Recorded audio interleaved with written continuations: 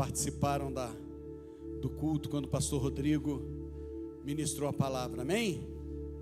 Amém? Quem não estava, está intimado a depois ir para o YouTube e assistir. O tema da palavra dele foi: qual a sua consciência quando recebeu grandes coisas de Deus? Amém? Enquanto ele pregava, eu ali no meu cantinho, falando com o papai, ele me entregou a parte B. Vamos nos assentar? Que eu quero que vocês assistam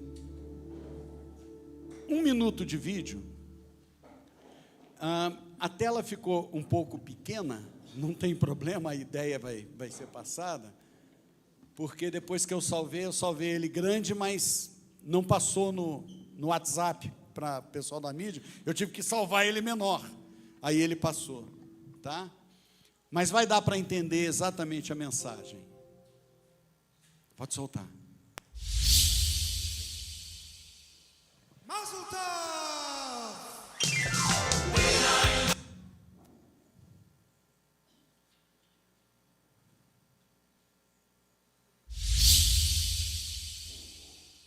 Mazel Tov!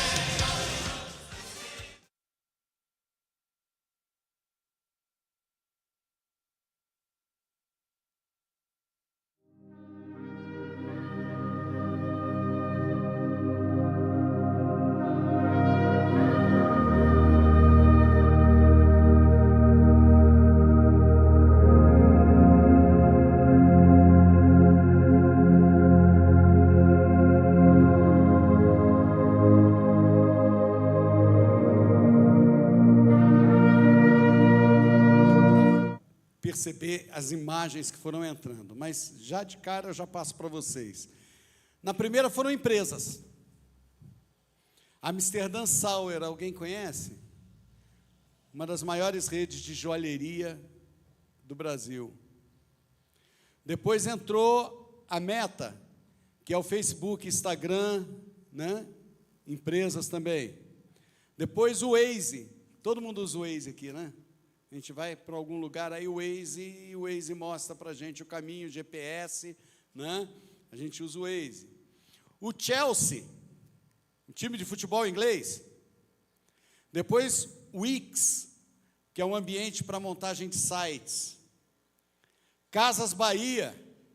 Nossa, Casa Bahia no meio de tudo isso, Casa Bahia. E por fim H Stern, outra joalheria rival da Amsterdã Sauer. Depois a outra imagem começaram a aparecer homens, né? Mark Zuckerberg, presidente da Meta, que tem o Facebook, que tem o Instagram. O Michel Dell, do computador Dell. Depois o Roman Abramovich, que é o dono do Chelsea, porque o Chelsea é um time de futebol que tem dono, né? Ele é o dono do Chelsea. Depois, o Roberto Justus, que é presidente de um dos maiores conglomerados de comunicação, de publicidade do Brasil, né, que inclusive representa a Young Rubicon norte-americana, que é um grande conglomerado de publicidade norte-americano, né? Depois, Samuel Klein, Casas Bahia.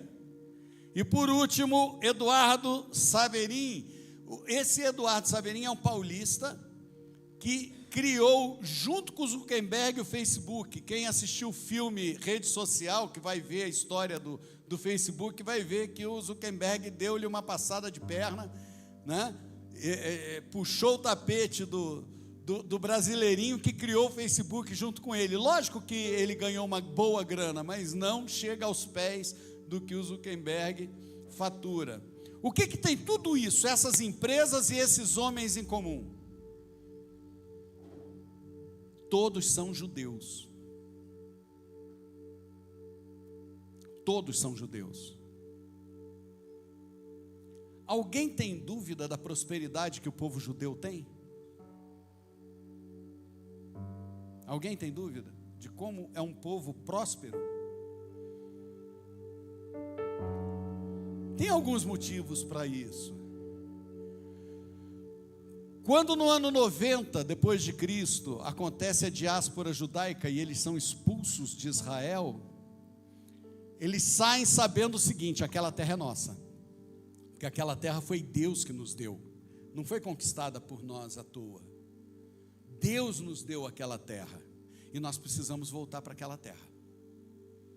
E o que houve de senso comum entre os judeus? Nós não vamos nos misturar, nós vamos continuar um povo puro.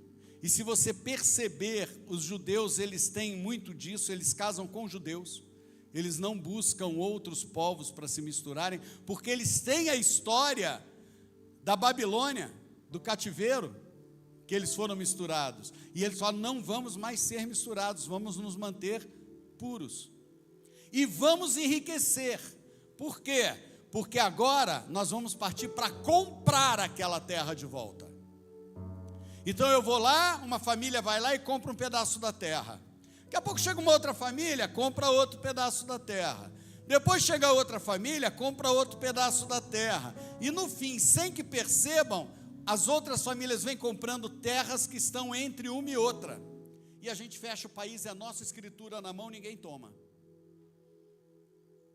E foi assim que eles partiram para enriquecer. Eu assisti há pouco tempo atrás uma sériezinha da Netflix sobre judeus, romanceada, a questão do diamante, eles dominando o diamante na Europa, o mercado de diamante na Europa, eles dominando aquilo, uma loucura, como eles partiram para cima mesmo. Talvez das maiores empresas do mundo, a mão do judeu está ali. Estados Unidos é um dos grandes protetores de Israel, porque se Estados Unidos tirar a mão de Israel, Israel quebra os Estados Unidos, porque as maiores empresas norte-americanas estão nas mãos dos judeus.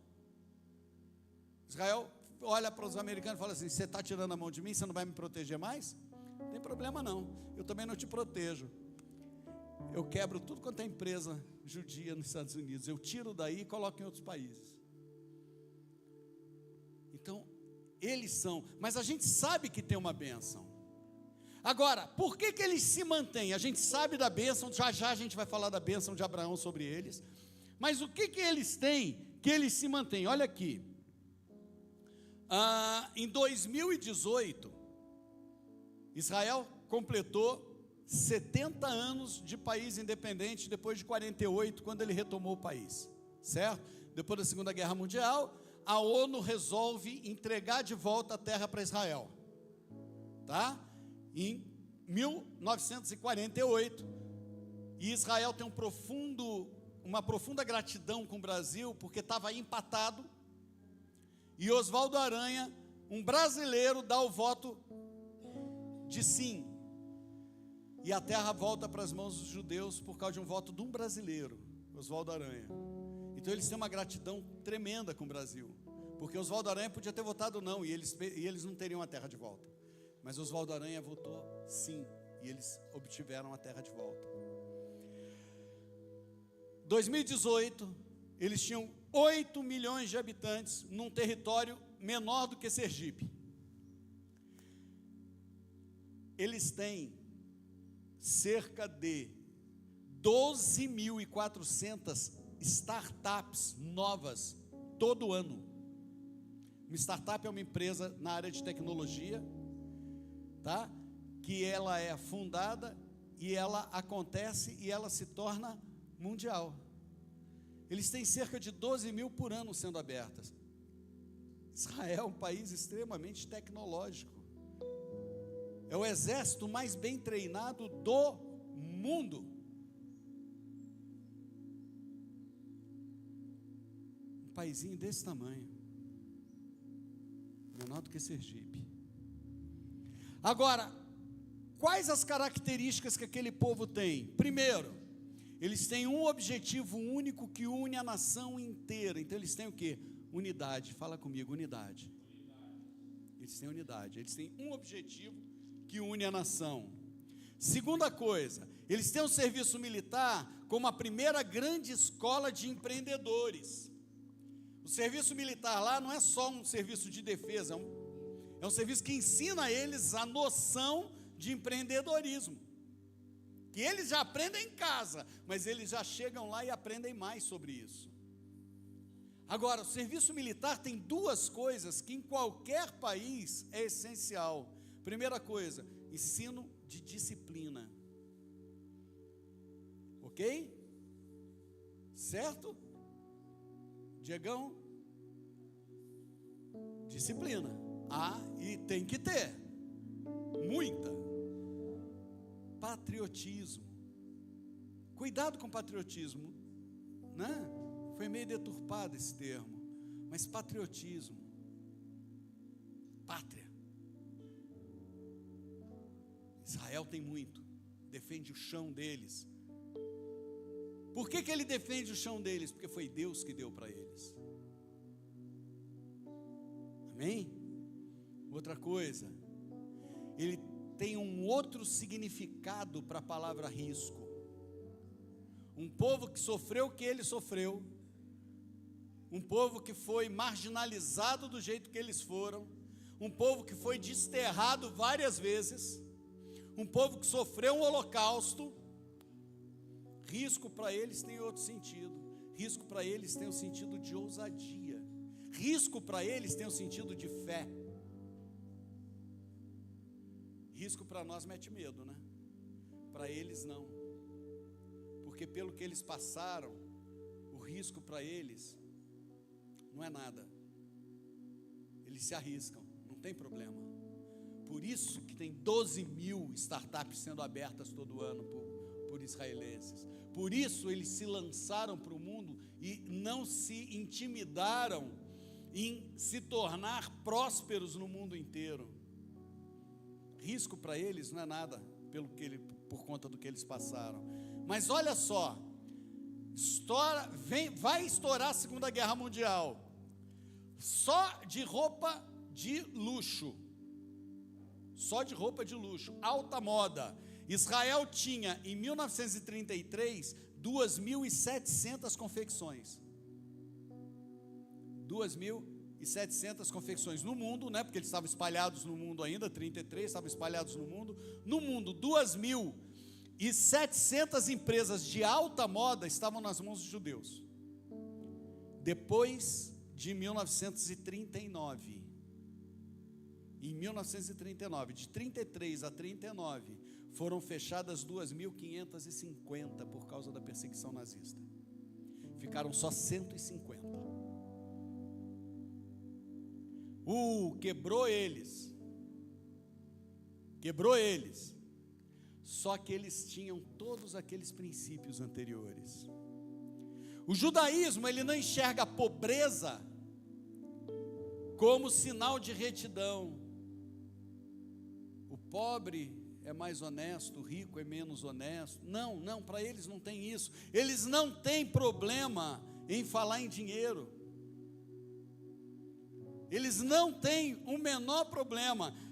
O dinheiro é transformação para eles, porque foi em cima disso que eles forçaram uma volta para a terra deles. Foi em cima dessa prosperidade que foi prometida por Deus a Abraão.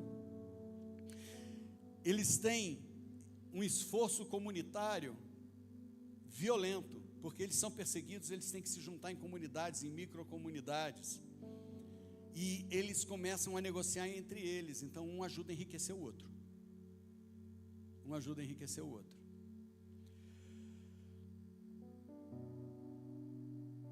O conhecimento lá é em cima de honra, é passado de pai para filho, de pai para filho, de pai para filho. Mas isso a Bíblia já mostra, né? Abraão, Isaac e Jacó. A Bíblia já mostra isso para a gente. Quando Deus se apresenta, Ele fala o quê? Eu sou Deus de Abraão, Isaac, Jacó, 3 gerações. Ele já mostra de pai para filho. Conhecimento de pai para filho. O pai não é o velho que não entende nada, eu que sou o jovem, saco de tudo, sei de tudo. Não. O pai tem honra. O avô tem honra. É um ancião. Ele viveu mais do que eu. Ele é mais experimentado que eu. Ele pode não saber às vezes, eu falo às vezes, ele pode não saber às vezes de tecnologia mais do que eu, porque eu sou jovem, eu estou aqui introduzido no meio tecnológico, conheço tudo de tecnologia, mas de sabedoria de vida, com certeza ele tem muito para me passar. Não importa se estudou muito ou se estudou pouco, ele viveu muito, ele viu o mundo, ele tem uma leitura de mundo, e ele é honrado em Israel, e eles vão ouvir o ancião da família. Dinheiro e desejo para eles, por conta de toda essa busca que eles tiveram, passou a ser sinônimo. Dinheiro e desejo para eles passa a ser sinônimo. E para eles têm uma noção muito clara: o dinheiro é para ele possuir, não é para o dinheiro possuir ele. Por isso que você pega, mesmo, né? Você pega os judeus ortodoxos, que são extremamente ligados à religião, eles são absolutamente ricos, milionários, mas não abrem mão da fé. Então o dinheiro não desvia, não é algo que vá desviá-lo de Deus. Eles podem ter dinheiro à vontade, que isso não desvia eles de Deus, muito pelo contrário. O dinheiro deles, para ter ideia, a gente dizima, eles dizimam também, mas eles pegam mais 20% do que eles têm e fazem caridade com os outros 20%. Muitos de nós dizimam e depois pega o que seria de oferta e faz caridade com a oferta. Não, eles dizimam, ofertam, e 20% a mais do que isso daí, 20% da renda deles é para distribuir e ajudar o irmão que está precisando, semear na vida de alguém. Eles têm essa mentalidade. Escolaridade é o povo que tem a maior média de escolaridade no mundo.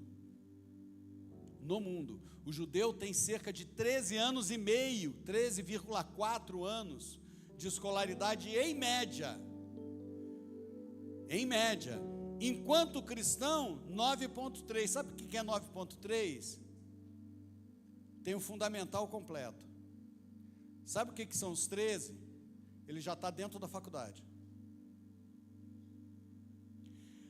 60% das maiores mentes e dos maiores prêmios Nobel do mundo foram concedidos a judeus.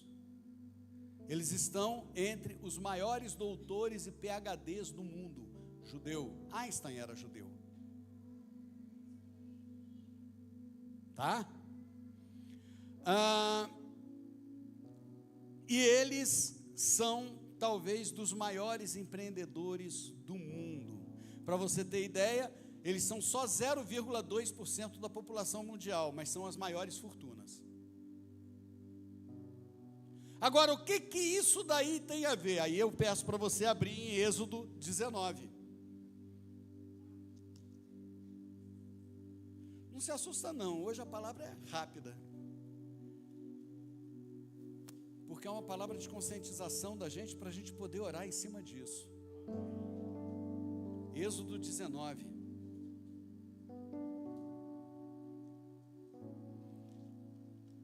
Porque a gente fala, eles têm a bênção, eles têm promessa, por isso que é assim. Então presta atenção, eles têm promessa? Tem. Mas presta atenção quando Deus fala com Moisés lá no Monte Sinai. Olha o que ele vai falar. Êxodo 19, verso 5. Vamos ler o 5 e o 6. Agora, pois, se diligentemente ouvires a minha voz e guardardes a minha aliança, então sereis a minha propriedade peculiar dentre todos os povos, porque toda a terra é minha. Vós me sereis reino de sacerdotes e nação santa. São essas as palavras que falará aos filhos de Israel. É Deus mandando Moisés descer e pronunciar essas palavras para o povo que está lá reunido. Mas olha como é que começa, percebe só como é que começa o verso 5. Agora, pois, vamos lá, ó. Se diligentemente ouvirdes a minha voz e guardardes a minha aliança, então, opa, o que tem aí? Tem uma condição, tem um condicional. Se diligentemente ouvirdes a minha voz e guardar a minha aliança. Deus tinha uma aliança com eles? Tinha, desde Abraão. Então Deus está reforçando, olha, agora eu estou levando vocês para a terra prometida, eu estou levando vocês agora para a terra que manda leite e mel, olha aqui, ó, guarda a aliança, ouve o que eu vou falar com vocês no deserto e guarda a aliança. Mas sabe o que aconteceu? Eles não guardaram a aliança.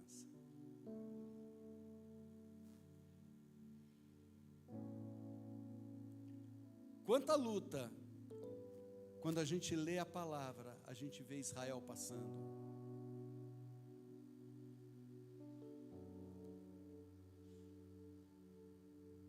Pérsia, Babilônia, Assíria, Egito. Diáspora, perseguição, holocausto. Uma parte sobreviveu.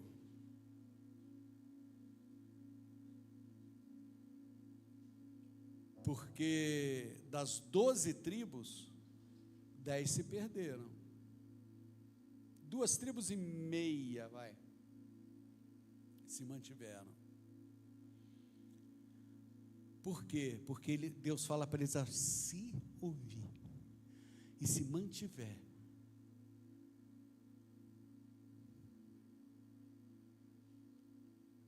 Mas Deus tem um mundo, não tem? Ele fala, minha é a terra. Deus tem um mundo. Oh Deus. Vamos lá em Lucas. Não tem jeito, gente, hoje a gente vai dar uma rodadinha, tá? Vamos lá em Lucas. Lucas no capítulo 3.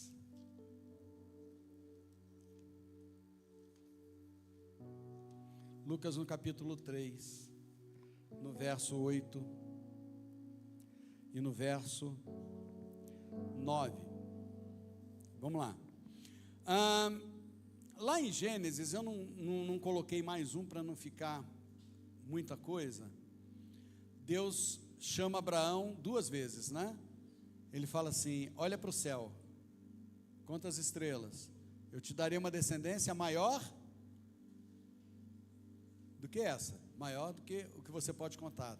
Depois ele chama Abraão e fala assim, olha para o chão, conta os grãos de areia, essa será a sua descendência, maior do que os grãos de areia. Repara uma coisa, ele manda Abraão olhar para o chão e manda Abraão olhar para o... Então ele está dizendo para Abraão o seguinte, sua descendência na terra, mas você vai ter descendência celestial também. Ali, se a gente perceber, a gente vai ver que a descendência da terra é de sangue, mas descendência no céu é espiritual. Descendência na terra é sangue, é filho do filho, Abraão, Isaac, Jacó. Mas descendência no céu é espiritual, ela não tem nada a ver com sangue. percebe que Deus começa a abrir um precedente para vir o gentil?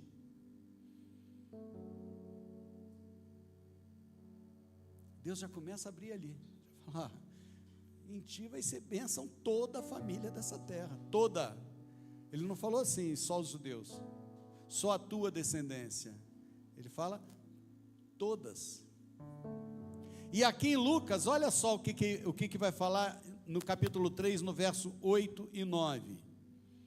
Produzi, pois, frutos dignos de arrependimento, e não comeceis a dizer a vós mesmos, temos por pai Abraão, porque eu vos afirmo que desta pedra Deus pode suscitar a filhos a Abraão.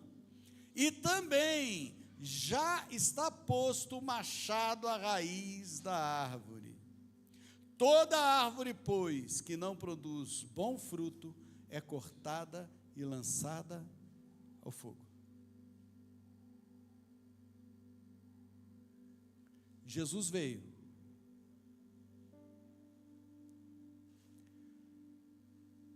E eles não ligaram para isso. Eles rejeitaram. O Messias tão esperado, o Messias que estava descrito no Antigo Testamento inteiro para eles. Eles não perceberam esse Messias chegando. E Jesus vem falar o quê? De arrependimento. Olha, Jesus está falando com eles, olha, se arrepende, por favor, se arrepende.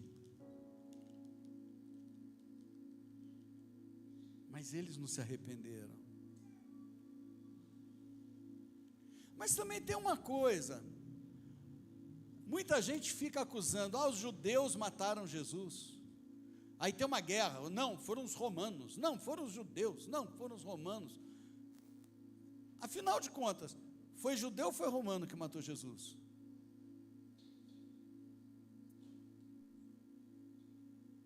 Nenhum dos dois. Jesus falou que ele dava a vida dele, que ninguém tinha poder sobre a vida dele, que ele dava a vida dele. Essa guerrinha é meramente guerrinha política. Não foram os romanos, não, foram os judeus. Gente, foi guerrinha na Inquisição, contra a reforma. Igreja romana acusando os judeus de matar Jesus, e os judeus falando não, o soldado que bateu o prego na mão dele foi romano, a cruz era romana, era tortura romana. Não, mas foram os judeus da sinagoga que entregaram ele para morrer, que pressionaram ele para morrer. Quem mandou soltar Barrabás foi o povo judeu. Pilatos quis até defendê-lo, não, mas depois bateu o prego na mão dele. Essa guerrinha era boa para quem? Para ninguém. Porque Jesus declarou que nenhum deles tinha o direito sobre a vida, que ele estava entregando a sua vida. Ele estava entregando a sua vida. Aí eu te pergunto, o que é ser judeu? Judeu é carne ou espírito? Ser judeu é ser judeu na carne, ou ser judeu é ser judeu no espírito? Vamos ver o que Paulo fala lá em Romanos? Vamos lá em Romanos? Romanos 2.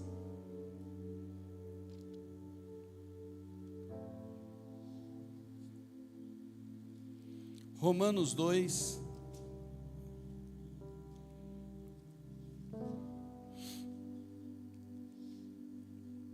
versos 28 e 29.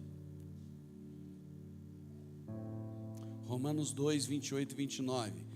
Porque não é judeu quem o é apenas exteriormente, nem é circuncisão aqui é somente na carne. Olha só o que Paulo está falando.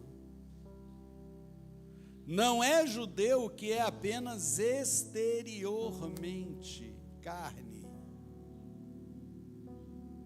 E não é circuncisão somente aquela da carne, o corte da carne.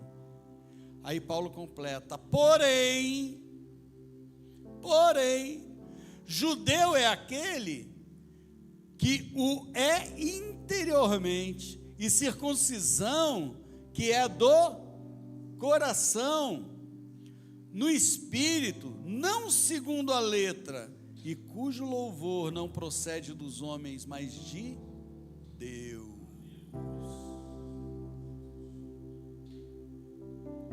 Como que Deus vê se nós somos circuncidados no coração?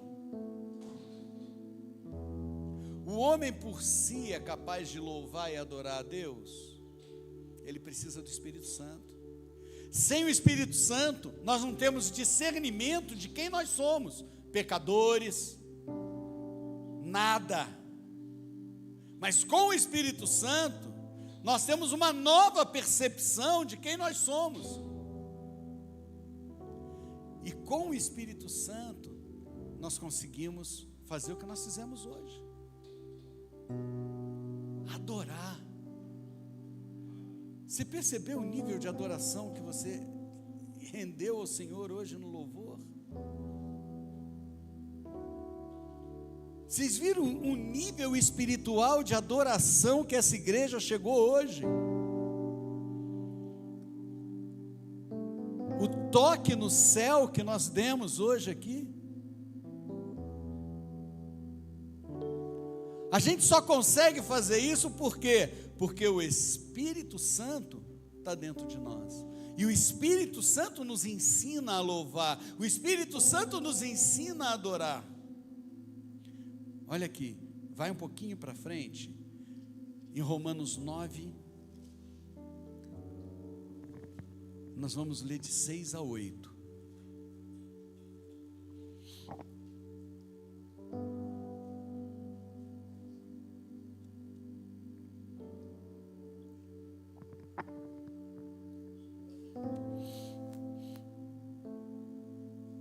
Olha aqui, presta atenção nisso. E não pensemos que a palavra de Deus haja falhada, porque nem todos os de Israel são de fato israelitas.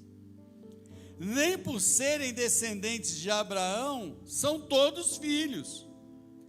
Mas em Isaque será chamada tua descendência.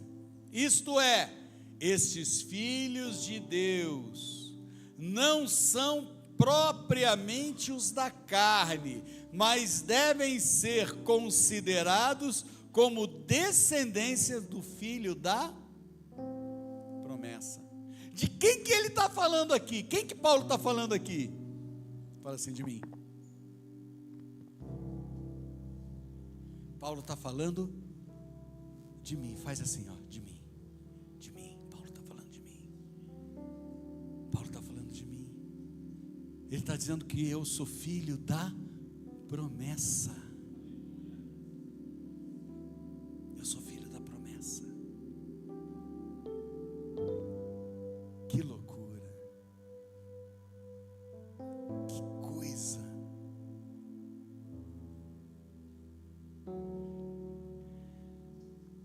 Ele vai justificar isso em João. Aí não é Paulo, né? João vai justificar isso. A gente tem essa justificativa em João 1. João 1. E a gente vai ligar lá com o que a gente leu lá no começo. João 1. Olha aqui. João 1, a partir do verso 11.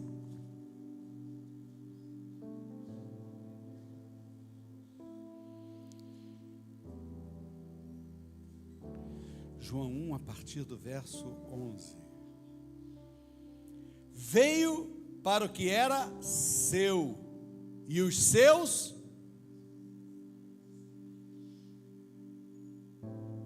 se ouvir a minha voz e se mantiver a minha aliança. Olha a quebra do ser. Olha a quebra do condicional. veio para os que eram seus, e os que eram seus não o. Mas aí João já abre, e já entra, João já engrena a quinta marcha de cara aqui, e já parte para cima. Mas a todos quantos o receberam, deu-lhes o poder de serem feitos filhos de Deus, a saber, aos que creem no seu nome, os quais não nasceram do sangue, não são judeus, nem da vontade do homem, mas nasceram de quem? De Deus. Mas nasceram de Deus. Vem cá, quem é nascido de Deus aqui?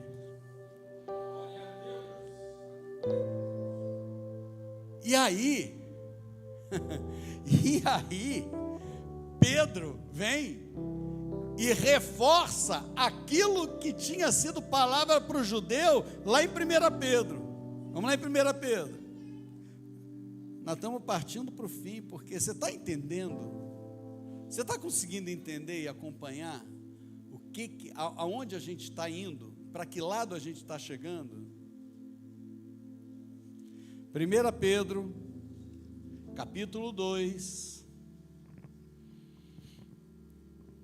verso 9. Esse texto a gente conhece, né? Bastante. Olha aqui. Vós, está falando com quem? Vós, com a igreja, amém? Conosco, com a gente, certo? Vós, porém, sois raça eleita, olha aqui, ó, sacerdócio real, nação santa. Não era isso que estava lá em Êxodo? Não foi isso que Deus mandou falar para o judeu? Que ele era nação santa, que ele era sacerdote? Agora passou para quem? Fala assim, para mim. Eu sou nação santa, eu sou sacerdócio real.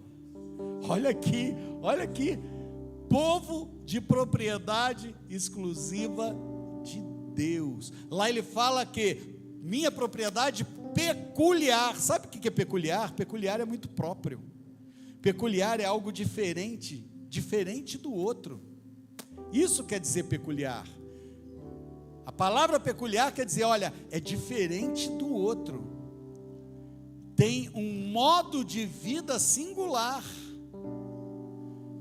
Quando ele diz isso de nós, nós estamos entendendo que nós temos que ter o quê? Um modo de vida singular. Nós precisamos ter uma identidade que nos identifique com Jesus. Paulo fala o quê? Sejam meus imitadores, porque eu sou de Cristo.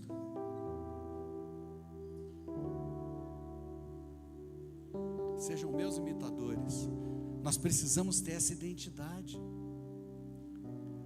Quando Jesus estava sendo levado para a cruz, estava sendo levado preso, à noite ainda, na madrugada, ele sendo levado preso, Pedro estava vindo olhando de longe, né?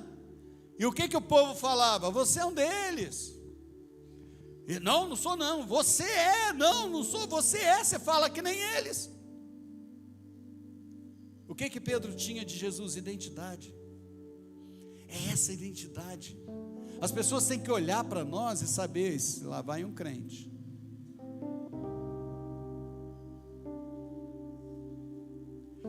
Quando eu converti, eu lembro que eu morava em Itajubá e eu comprei uma Bíblia para mim, desse tamaninho de zíper. Quem já viu aquelas bíbliazinhas de bolso? Desse tamaninho de zíper, que eu punha dentro do bolso, para não cruzar a rua com Bíblia na mão, porque eu achava que era vergonhoso. Aí um dia, na igreja, um pastor pregando, ele falou, levanta a tua Bíblia. Eu levantei aquela Bíbliazinha desse tamanho. Falou assim, a tua fé é do tamanho da tua Bíblia. Eu corri, comprei uma Thompson desse tamanho. a tua fé é do tamanho da tua Bíblia, porque você não pode se envergonhar do Evangelho. Paulo fala que ele não se envergonha do Evangelho. A gente não pode. Nós temos que ter identidade. Os judeus, aquela roupa toda preta, né? Chapéu, quipá, é identidade. Ele mostra para o mundo: olha, eu sou. E essa não negação dele trouxe a bênção dele até hoje. Ele tem uma bênção que a gente não pode negar. Gente, um país daquele tamanho, assim que ele assume em 1948, tem uma guerra que todos os países árabes se juntaram para detonar, países que eram países milenares, como o Egito. O Egito é anterior a Israel. Egito, Pérsia, gente, Babilônia. Sabe o que é a Babilônia hoje? É o Iraque. Sabe o que é a Pérsia? É o Irã. O Irã é imenso, tem bomba atômica. Esses povos se juntaram para cair em cima. Em 6 dias Israel acabou com a guerra. E aí Israel virou: então agora eu não quero só a terra que a ONU me deu, agora eu vou expandir meu território. E mandou o jordaniano de lado. Agora aqui é meu. Eles têm um escudo, né? Escudo entre aspas, que quando um míssil está chegando em Israel, automaticamente, tecnologia pura de ponta, automaticamente os radares percebem o míssil que está vindo cair em Israel, e já são lançados outros mísseis e vão lá e abatem aquele míssil, e os mísseis não caem dentro de Israel. Conhecimento. Você acha que esse conhecimento foram eles que foram produzindo aleatoriamente? Ou esse conhecimento é um conhecimento que Deus permitiu que eles tivessem?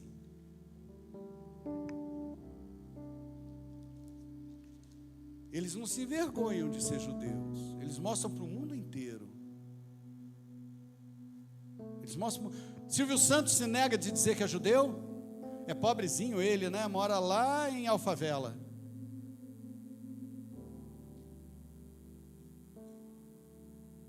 Não, né? Luciano Zafir, aquele ator judeu. Roberto Justus. Eles não negam a descendência judaica deles. Por que muitas vezes a gente se esconde de mostrar que nós somos cristãos? Por que muitas vezes a gente não fala nada na empresa que a gente trabalha, ninguém sabe que a gente é cristão? No início do ano, quando eu entro na sala de aula, no primeiro dia com aqueles alunos, que eu vou me apresentar, além de falar que eu sou professor da matéria que eu for dar para eles, eu falo: eu sou pastor. E sabe o que acontece? Acontece que quando algum deles está ali falando uma bobagem, muito bobagem mesmo, colegas tocam eles assim e falam assim: cara, o professor é pastor, para com isso. Porque é identidade. Eles respeitam. Eles respeitam. Porque quando a gente mostra a nossa identidade, automaticamente o revestimento do Espírito Santo passa a ser claro para o outro. É por isso que não bebe. É por isso que a gente chama à noite para sair, para fazer, não vai. É por isso que não fica ouvindo funk. E aí começa a olhar. E aí a gente tem que ter o quê? Vigiar. A gente não pode descair. Porque no momento em que eu falei para eles: eu sou pastor, eu levantei uma bandeira: olha, eu sou de Deus. qualquer desvio eles vão me apontar e falar: você não é de Deus? Você não é de Deus? Por que você está tendo essa atitude?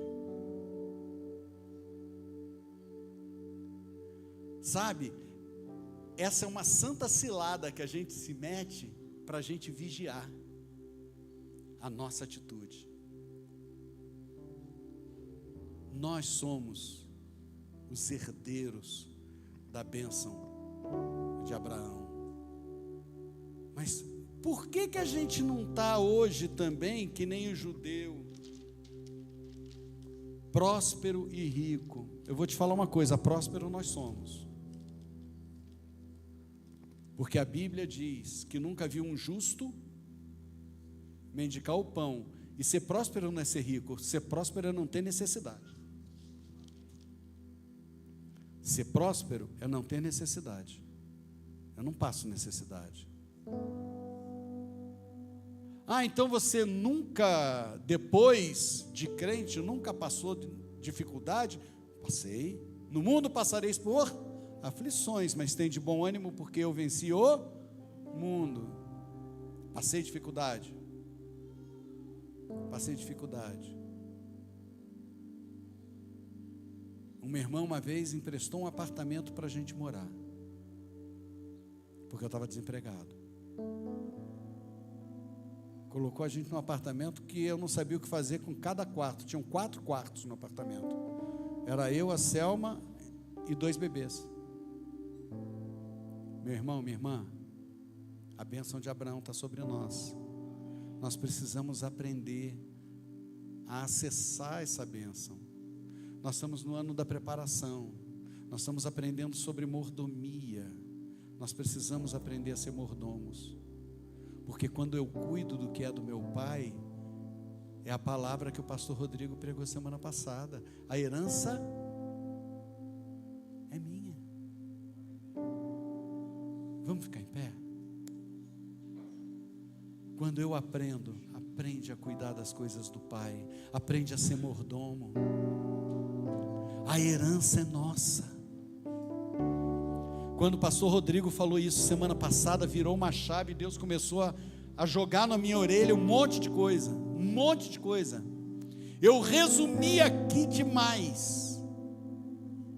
Eu sei que eu tenho uma tendência a ser mais prolixo, demorar e falar muito. Eu comecei essa semana a assistir o pastor Luciano Subirá, 12 minutos. Eu falei assim: eu preciso aprender a pregar rápido. Vou começar a ver o pastor Luciano Subirá, 12 minutos. Em 12 minutos ele entrega uma mensagem. Eu falei: eu preciso aprender a fazer isso. Eu quero aprender a fazer isso. Ser rápido e passar tudo. Você entendeu? A bênção de Abraão está sobre a tua vida. A bênção de Abraão está sobre a tua vida. Precisamos fazer o quê? Mudar a mentalidade.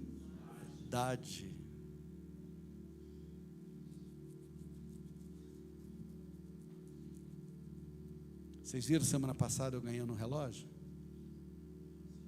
A ficha virou dentro da minha cabeça. A noite estava borbulhando aqui. E Deus começou a falar profundamente comigo em novo tempo. Essa semana inteira.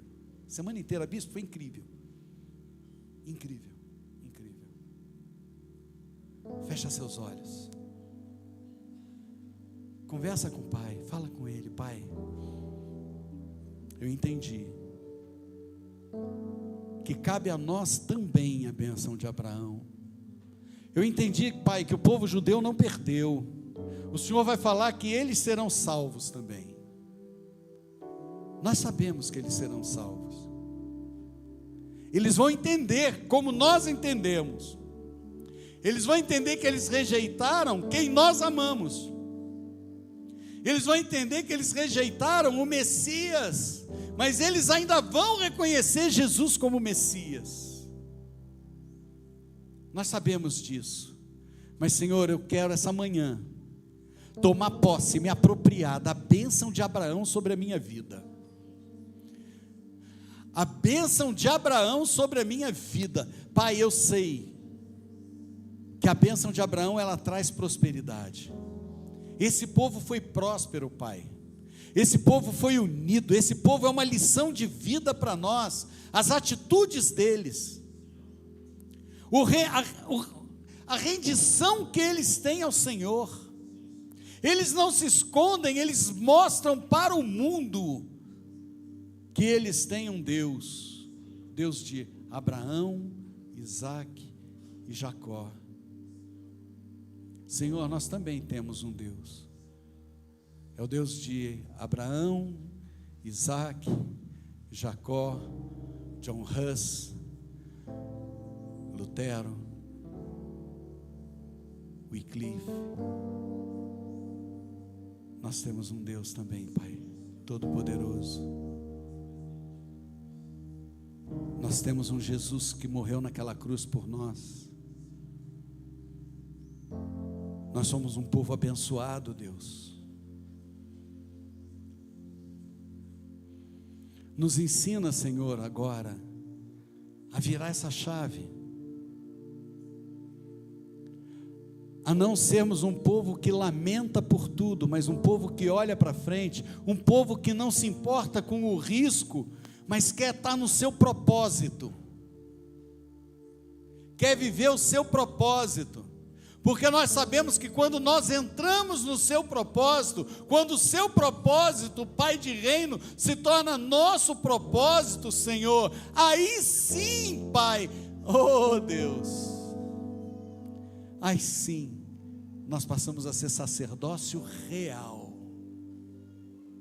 sacerdócio do Rei, porque nós estaremos dentro do seu propósito, e o seu propósito passa a ser o nosso propósito. Senhor, nós temos a consciência que erguer um reino é custoso, mas se nós estivermos no seu propósito, o Senhor vai entregar nas nossas mãos os recursos necessários, Pai, porque nós mantemos a igreja, e os recursos necessários para manter a igreja, Pai, eles vão estar nas nossas mãos, porque esse é propósito do Senhor. Eu não quero prosperidade para mim, eu quero prosperidade para cumprir o seu propósito, para estar dentro do seu propósito, em nome de Jesus, amém? Você pode glorificar o nome